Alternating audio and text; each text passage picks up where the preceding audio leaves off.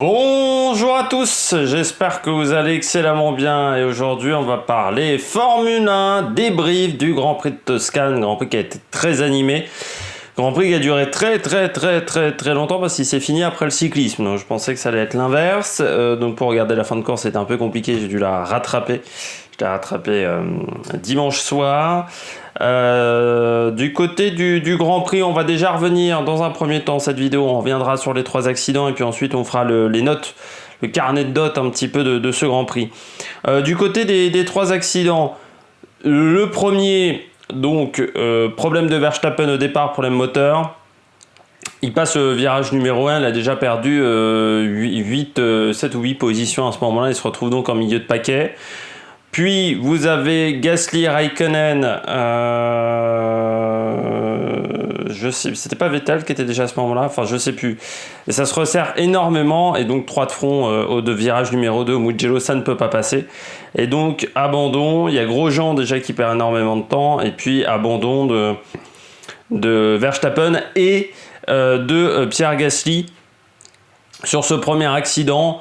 Qui est bon, un fait de course. On aurait pu quand même mettre un petit avertissement, je trouve, à Verstappen parce que il sait dès le départ qu'il a pas son. Enfin, il sait dès la phase de départ, parce que vu le temps qu'il a mis pour arriver à 200 km/h, qu'il n'avait pas son système de récupération d'énergie. Normalement, dans le virage 1, il aurait dû essayer de s'écarter au maximum vers l'extérieur de la trajectoire. Après, bon voilà, c'est dans des microsecondes, mais on aurait pu quand même faire un petit rappel à l'ordre. Je ne sais pas si ça a été fait du côté de la FIA. J'ai vu que la FIA avait mis un avertissement à 12 pilotes, certainement sur la phase du restart. On va parler de ce deuxième accident. Donc on met un safety car et on redémarre. Sauf qu'on est sur une piste où le phénomène d'aspiration marche énormément au Mugello, on l'a vu, avec les bosses. Même sans DRS, en fait, on pouvait dépasser, ce qui est extrêmement rare aujourd'hui en Formule 1. Et donc, Bottas décide de démarrer au dernier moment. Je rappelle le changement de règle qui est intervenu fin 2018. La règle dit que désormais, le restart se fait au niveau de la ligne d'arrêt départ et plus au niveau de la ligne de safety car, qui est la ligne qui se trouve avant l'entrée des stands. Enfin, au niveau de l'entrée des stands, on va dire. On va résumer ça, on va schématiser ça comme ça. Donc, lui, il décide de redémarrer vraiment au dernier moment pour qu'Hamilton ne lui prenne pas l'aspiration et surtout que ça ne lui permette pas de dépasser. Sauf que cet effet, derrière, il y a un effet accordéon, c'est-à-dire qu'on croit qu'ils vont rouler vite, sauf qu'ils ne roulent pas vite. Alors, au départ, ça freine, jusqu'au moment où ça n'arrive plus à freiner. Surtout qu'au même moment, on voit un énorme drapeau vert sur la ligne de départ. Et ce qui fait qu'à ce moment-là, vous avez Giovinazzi, vous avez Magnussen, vous avez Latifi qui sont impliqués dans cet accident, avec encore Romain Grosjean qui perd encore une fois une partie de sa voiture. Là, sur cet accident-là, est-ce qu'on peut dire c'est la règle qui est mauvaise? Non, parce que en soi, en IndyCar, ça marche très bien. C'est rare quand même que vous ayez des gros crashs sur les phases de redémarrage en IndyCar. Alors, je sais bien, on va me dire, c'est sur 2 voies, mais ça marche quand même, je dirais, la majorité du temps. L'ancienne règle, après il faut se poser la question, est-ce que l'ancienne règle fonctionnait? L'ancienne règle ne marchait absolument pas parce que le pilote de tête ne pouvait absolument pas se défendre. C'était impossible sur tous les circuits de se défendre. Donc là, avec cette règle-là, le pilote qui mène peut se défendre. Ensuite, est-ce que c'est une erreur des pilotes? Les pilotes jouent avec la règle également. Je pense qu'il y a une erreur qui a été faite, mais c'est par la commission les commissaires de course. Pourquoi on a mis d'énormes drapeaux verts sur les écrans alors que je sais bien que c'est parce que le premier pilote franchit la ligne de départ à arriver, donc on dit voilà, la course est repartie. Mais drapeau vert dans la tête d'un pilote, c'est je peux rouler à fond. Or, le drapeau vert aurait dû être mis après cette ligne de départ arrivée. Parce que pour moi, les pilotes ont commencé à accélérer fort parce qu'ils ont vu drapeau vert. Dans la tête d'un pilote, drapeau vert, c'est je peux rouler à fond. Sauf que ce n'était pas le cas. Et c'est là où je pense qu'il y a un problème et il y a une modification à faire au niveau du règlement. Et puis dernier drapeau rouge qui est dû à l'accident de Lance Stroll, certainement crevaison, parce que c'est vrai que la manière dont il part dans Raviata, donc qui est un double droite très rapide, il part dans le deuxième droite, Alors ça tape fort, mais ça sent, oui, la crevaison, le problème au niveau suspension, problème mécanique, parce que c'est un endroit où ça passe à fond avec une F1. Bon, on passe tout de suite au bilan des Bleus. Comme d'habitude, pas d'habillage, période Tour de France. Sinon, l'encodage va durer beaucoup trop longtemps. Du côté de Gasly, j'ai mis 11 sur 20. Alors, pour moi, ça a été compliqué de noter beaucoup de pilotes parce qu'ils ne sont que 12 à l'arrivée et il y en a 13 qui n'ont quasiment pas roulé sur ce Grand Prix. Pourquoi je mets 11 à Gasly et pas une note inférieure ? Il a fait quand même un bon début de week-end. C'est-à-dire que la journée du vendredi s'est très très bien passée pour Pierre. Ce qui a pêché, c'est le samedi. C'est les qualifications où ils ont fait des erreurs parce que leur aileron avant était abîmé avant les qualifications. Donc ils ont perdu pas mal de temps. Et c'est pour ça qu'il manquait de rythme. Et le fait d'avoir raté sa qualification lui ruine sa course parce qu'il part dans le paquet. Et sur un circuit comme le Mugello, être dans le paquet, c'est très dangereux. Comme à Spa, comme à Monza, parce que vous pouvez vous faire entrer dedans. Ce sont des circuits à l'ancienne. Donc pour Pierre, j'ai mis 11 parce que d'un côté, je ne peux pas noter sa course. Vous pouvez bien le comprendre. Donc sinon, j'aurais mis 10. Mais je rajoute un point parce que pour moi, il a fait quand même un bon week-end. Pareil pour Ocon. Pour les mêmes raisons, je mets 11. Il fait pour moi plutôt un bon vendredi, un bon samedi. En qualif, un peu moins bien quand même que Ricciardo. Il y a toujours un décalage de performance qui est assez important entre les deux. Et puis, surtout après, en course, je peux pas noter. Il fait 9 tours, il a un problème de frein. Alors, est-ce que c'est un problème technique vraiment dû à un problème de conception, ou est-ce que ce sont des débris qui se sont mis dans les freins et qui fait que les freins ont surchauffé et donc les freins étaient complètement cramés. Et puis, je finis avec 7 sur 20 pour Romain Grosjean. Du côté de Romain Grosjean. Pourquoi 7 sur 20 ? Lui, il a fait tout le Grand Prix. C'est difficile aussi de noter son Grand Prix. On peut noter l'abnégation parce que c'est vrai que la voiture était complètement pétée et que normalement, tout cerveau raisonnable aurait dit je m'arrête et j'abandonne. Sauf que c'est un cerveau de pilote et qu'un pilote n'est absolument pas raisonnable. Vous regarderez, mais je crois que j'ai mis moins à Magnussen. Oui, j'ai mis un point de moins à Magnussen. Il a été devant Magnussen pendant tout le week-end. Malgré tout, il finit dernier. Donc, on ne peut pas satisfaire sur une course comme ça de finir dernier. Donc, voilà, il y a ce côté. Certes, il y a une course qui est intéressante. En qualif, il est en Q2. Donc, c'est vrai que j'aurais pu mettre plus. Mais en même temps, je me dis, on est quand même en retrait par rapport au niveau où devrait être As. As est derrière Williams quand même. Il faut le noter en rythme de course. Et ça, ce n'est pas normal pour moi. Du côté des pilotes au top, vous avez vu cette vidéo, on va essayer de la faire assez rapidement. Hamilton, 18 sur 20. Pourquoi 18 sur 20 pour Hamilton ? J'ai enlevé 2 points parce que la journée du vendredi. Mais sinon, il est là quand ça compte. Hamilton, il est là quand ça compte. Et même quand il se rate, en fait, il se rate pas vraiment. C'est là où vous voyez qu'il est quand même en pleine confiance et qu'il a fracassé Bottas. Il part pas en pole position. Il part quand même en première ligne, mais pas en pole position. Et derrière, quand même, au bout de 2 virages, il est en tête. Enfin, presque, quoi. Il reprend assez vite la tête, et puis ensuite, en rythme de course, Bottas n'arrive pas à le suivre. N'arrive pas à le suivre parce que la conception de la Mercedes, c'est une voiture qui n'aime pas suivre les autres modèles, parce que la Mercedes envoie aussi également énormément d'air sale à ses adversaires. Ce qu'il faut dire, c'est qu'aujourd'hui, Hamilton, il est au-dessus, il sera champion. Il sera champion plus tôt que les années précédentes parce que l'écart de performance avec Bottas est assez importante. Même si il n'y a pas de concurrence actuellement envers les Mercedes, mais là, il a fracassé Bottas même mentalement. Entre Monza, l'Espagne, et là, cette course-là, ça fait beaucoup pour Bottas. Et puis parce qu'au-dessus, cette année, il est encore au-dessus, c'est le meilleur pilote qui est dans la meilleure voiture, donc forcément, c'est dur de se bagarrer face à Hamilton. Il est bien dans sa tête, il est motivé, ce qui n'est pas toujours le cas avec Hamilton, donc c'est vrai que tout se passe bien pour lui. 16 sur 20, c'est pour Bottas. Je savais pas trop quelle note mettre pour Bottas. Il y a beaucoup de pilotes, vous verrez, c'est pour ça que la vidéo va être un peu plus courte, parce qu'il y a beaucoup de pilotes, je ne savais pas quelle note mettre. Bottas, j'ai mis 16 sur 20. Il se fait dépasser trop facilement par Hamilton. Il n'a pas résisté suffisamment. Mais bon, ça c'est le cas depuis le début de saison. Mais 16 sur 20, c'est mieux qu'à Monza. À Monza, je lui avais mis 13. Je lui avais mis 10, même à Monza. Parce que déjà, bon, globalement, il fait quand même une meilleure course, même s'il est en retrait par rapport à Hamilton. Surtout en qualif, il fait la pole.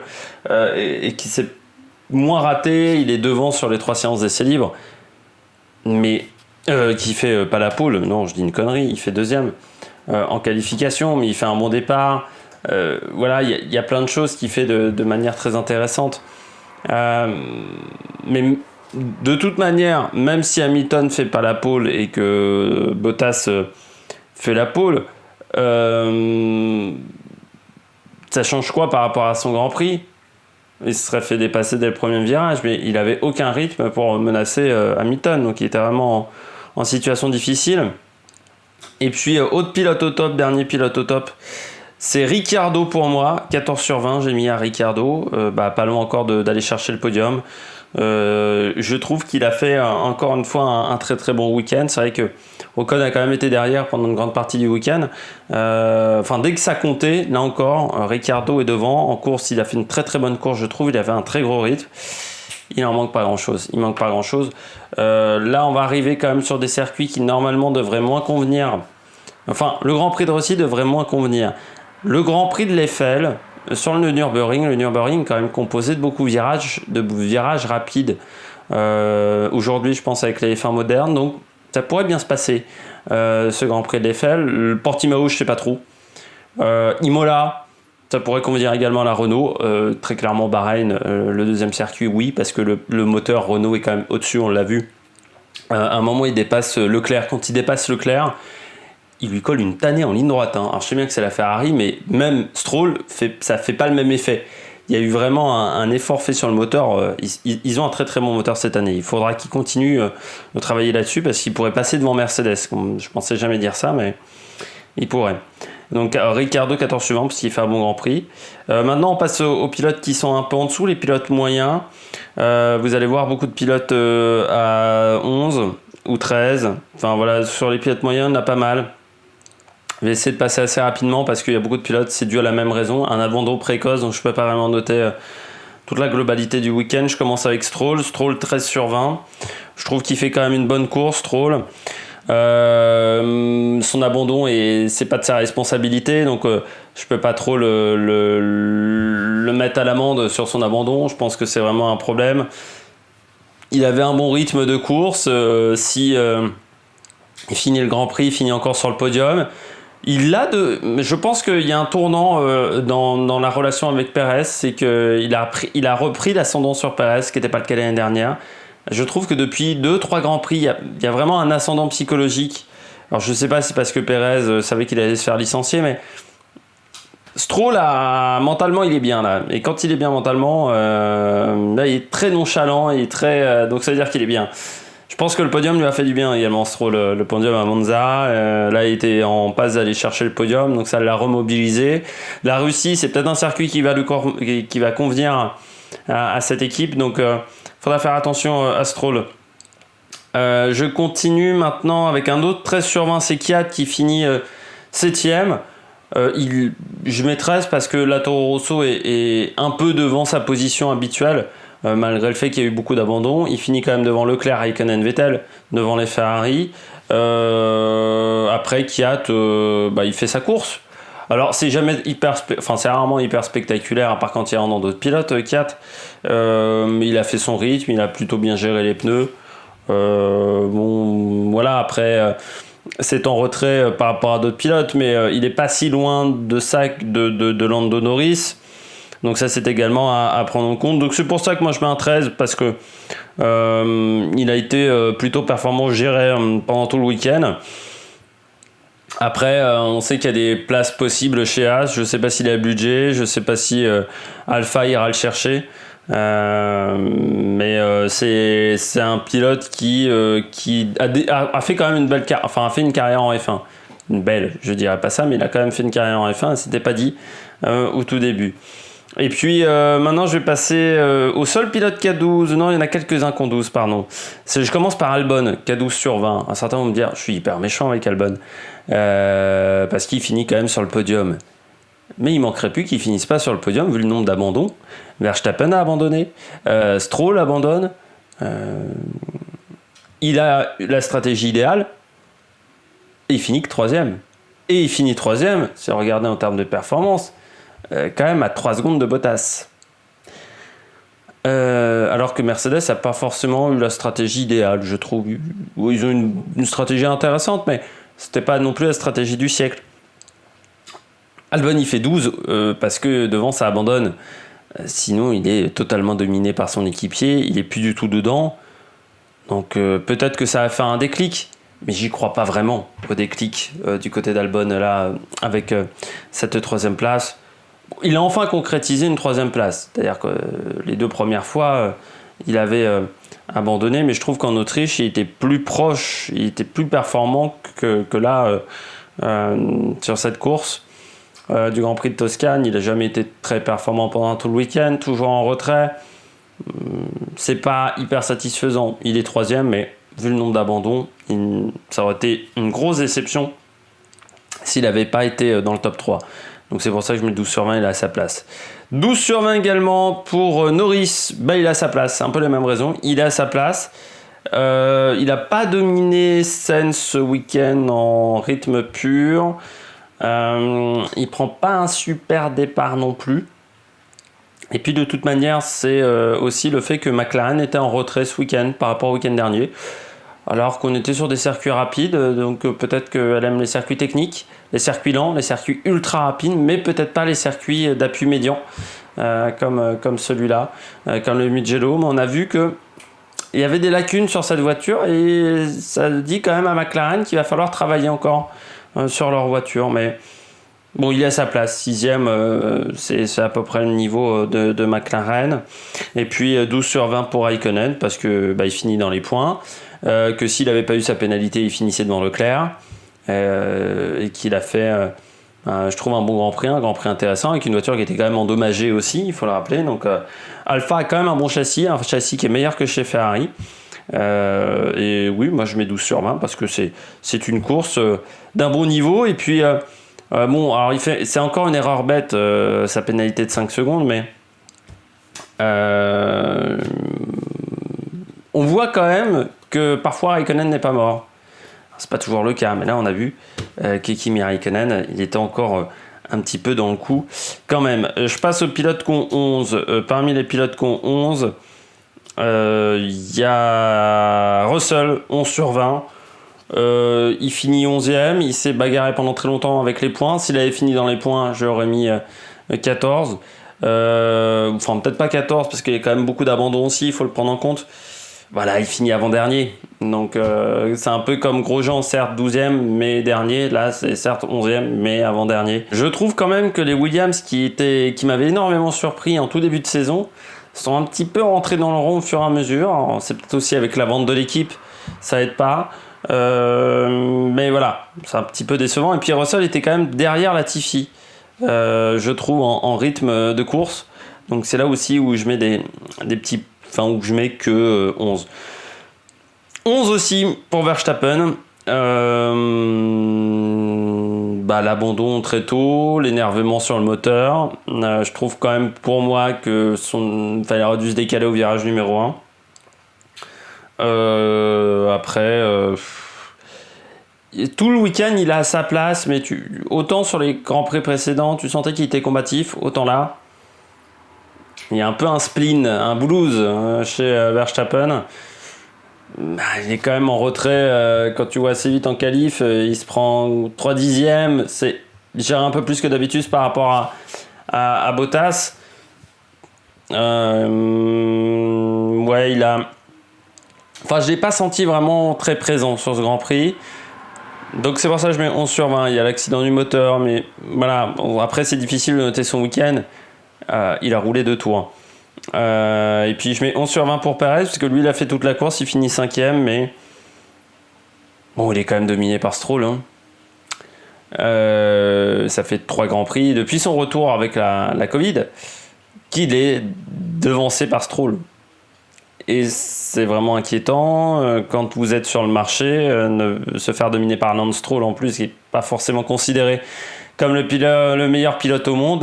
Oui, c'est très inquiétant. Après, il a des sous-sous, c'est l'avantage, il y a des gros sponsors. Perez, on en parle chez Haas. On en parle chez Alpha, mais j'y crois pas trop chez Alpha, parce qu'il y a Mick Schumacher. Ils ont mis Schumacher, Callum Elliott et Schwartzman. J'y crois pas des masses. Chez Haas, il y a une opportunité parce qu'il a de l'argent. Peut-être Williams, qui serait en recherche d'investisseurs. Hein. Mais dans ce cas-là, à la place de qui ? À la place de Russell ? Ça serait couillu de le mettre à la place de Russell. Renault, techniquement, les deux pilotes sont prêts aussi. McLaren, c'est prêt. Donc, je vois pas Toro Rosso l'acheter. Après, c'est mon avis. Parce que je pense qu'ils ont Tsunoda, mais qu'ils vont faire monter Tsunoda. S'il est performant aux essais de pré-saison et qu'il finit bien classé en F2, et qu'il a assez de points. Alors, je ne sais pas s'il était très en retard au niveau des points de la super licence, mais je pense qu'ils feront monter Tsunoda à la place de Kvyat et qu'après, ça sera soit Gasly, soit Albon. Ça dépendra de la décision, du poids de Honda dans les décisions, qui seront peut-être plus importantes l'année prochaine, en plus avec la disparition du sponsoring par Aston Martin. Mais Perez, ouais, je vois que chez Haas. Et ça va être une sacrée bagarre parce que chez Haas, pourquoi pas un des jeunes en F2 chez Ferrari, vu leur talent et leur niveau. Si c'est bien soutenu par Ferrari, il pourrait aller Schwartzman ou Callum Elliott ou également... je pense pas Mick Schumacher, mais Callum Elliott ou Schwartzman, si Callum Elliott est champion de F2, je vois pas Ferrari ne pas le faire monter en F1. Donc, et Schwartzman, bon là il est un peu décevant en ce moment, mais s'il retrouve du rythme, ce sera compliqué également de ne pas le mettre en F1. Est-ce qu'on mettra deux jeunes chez Alpha ? Ça c'est la grande question. Mais on parle également de Nicole Kümberg chez Alpha. Donc rien n'est joué très clairement dans ces deux équipes-là. Mais Perez, il est vraiment pas assuré de continuer. 10 sur 20 sur Sainz, la course, je peux pas la noter. En fait, McLaren a été à sa place, mais on s'attendait à mieux de la part de McLaren. C'est un peu comme la semaine dernière avec Renault. Là, c'est McLaren cette semaine. Je m'attendais un petit peu à mieux de McLaren. Et c'est vrai que Sainz, je peux pas vraiment noter son week-end. Très clairement, je mets 10 sur 20, mais je savais pas trop quelle note mettre. On passe au bonnet d'âne. Je commence à Giovinazzi, 8 sur 20. Enfin, c'est limite entre bonnet d'âne et pilote moyen. Accident très précoce, mais il a quand même été, je trouve, très proche de Raikkonen. S'il n'avait pas eu l'accident, est-ce qu'il n'aurait pas pu prendre des points ? Sur l'accident, en plus, il ne peut rien faire, très clairement, Giovinazzi. Donc, je mets 8 sur 20. Latifi également, 8 sur 20. L'accident, il peut rien faire. Il a fait un très bon début de course. En qualif, il est quand même très proche aussi de Russell. L'écart avec Russell s'est réduit. Il fait une bonne saison, je trouve, Latifi, par rapport à ce qu'on attendait de lui. Par rapport aussi aux améliorations qu'il a fait depuis l'Autriche, où il était vraiment en net retrait en Autriche par rapport à Russell, où il était à 4-5 dixièmes. Là, maintenant, il y a à peine un dixième d'écart. Donc, je trouve que Latifi fait vraiment du gros travail en ce moment. Magnussen, 6 sur 20. Devancé quand même assez régulièrement par Grosjean sur ce week-end de course. La course, là, pareil, abandon très précoce. Je ne peux pas noter grand-chose sur sa course, mais je trouve qu'il a été assez largement devancé par Grosjean et que c'est un petit peu dommageable, surtout quand sa place n'est pas foncièrement assurée. Est-ce que c'est ça qui le travaille ? Peut-être également du côté de Magnussen. Et puis, je vais finir avec les pilotes Ferrari. J'ai mis 4 sur 20 à Leclerc, parce que quand même, heureusement qu'il y a la pénalité de Raikkonen. Sinon, il finit derrière Raikkonen. 2 sur 20 pour Vettel, parce que largement en retrait. Par rapport à Leclerc et pour moi Aston Martin qui a recruté Vettel, c'est pas un bon choix parce que je crois que le talent du quadruple champion du monde est totalement disparu. Je pense que c'est un quadruple champion du monde, mais je rappelle qu'il a quand même été 4 fois champion du monde d'affilée et surtout avec des voitures qui étaient très spécifiques, qui sont plus du tout les mêmes que celles actuellement. Je suis pas sûr qu'ils s'en sortent mieux en fait. l'année prochaine avec la voiture, avec la moteur Mercedes. Donc moi j'aurais peut-être misé sur un jeune, ou peut-être misé plus sur Russell que sur Vettel comme meneur de file. Après, c'est que mon avis, puis Leclerc 4 sur 20, parce que ça perçoit quand même que la Ferrari, certes il y a le moteur, mais le châssis est déplorable. Les Alfa Romeo s'en sortent beaucoup mieux au niveau châssis. C'est pas normal qu'une Alfa Romeo soit devant Ferrari, et l'anniversaire du millième Grand Prix a quand même pas été fêté vraiment dignement. On passe tout de suite au classement, rapidement au classement pilote.